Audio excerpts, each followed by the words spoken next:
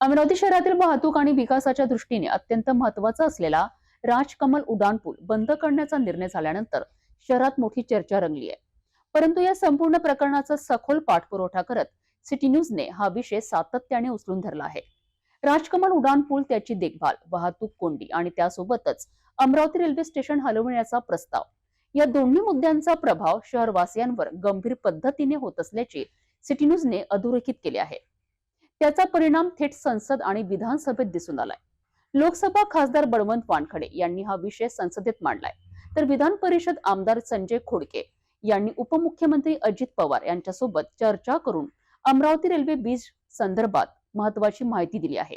अमरावतीचा railway bridge जो आहे तो रेल्वे ब्रिज कमकुवत झाल्यामुळे त्याचं वाहतूक बंद करण्यात आलेली आहे आणि नवीन ब्रिज करण्याची प्रक्रिया सार्वजनिक बांधकाम विभागामार्फत चालू झालेली आहे.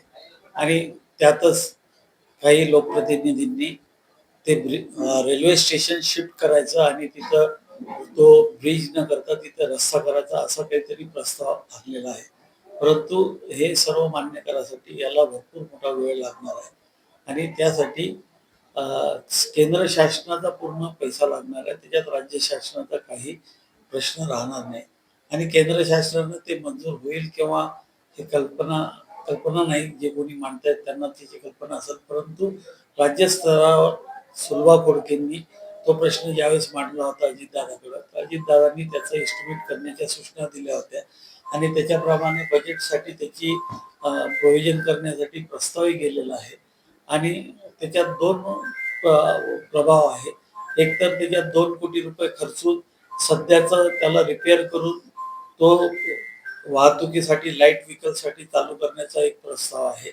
आणि दुसरा प्रस्ताव, जो ब्रिज आहे रेल्वेच्या वर जेवढा ब्रिज आहे तो ब्रिज तेवढा करणे किंवा पूर्ण जो ब्रिज कंप्लीट पायाभरणीपासून करणे, हा 2 मुद्दे आहे. कारण की पायाभरणी जी आहे ती पायाभरणी अजूनही मजबूत आहे, त्याला स्ट्रेंथन करून काम चालू शकते.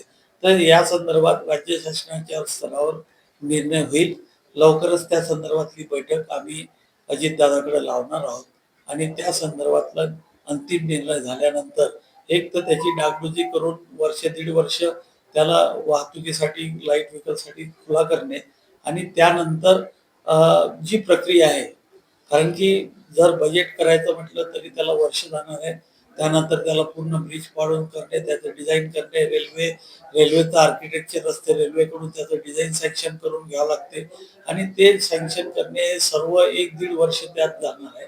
म्हणून तोपर्यंत लाईट व्हेकल चालू करणे हा पहिला प्रस्ताव आणि दुसरा कालांतरानं जिथं ब्रिज आहे तिथंच ब्रिज उभारणे हा दुसरा प्रस्ताव. यावर आम्ही चांगल्या पद्धतीनं काम करत आहोत. टॉप प्रायोरिटीवर त्याचं काम चालू आहे.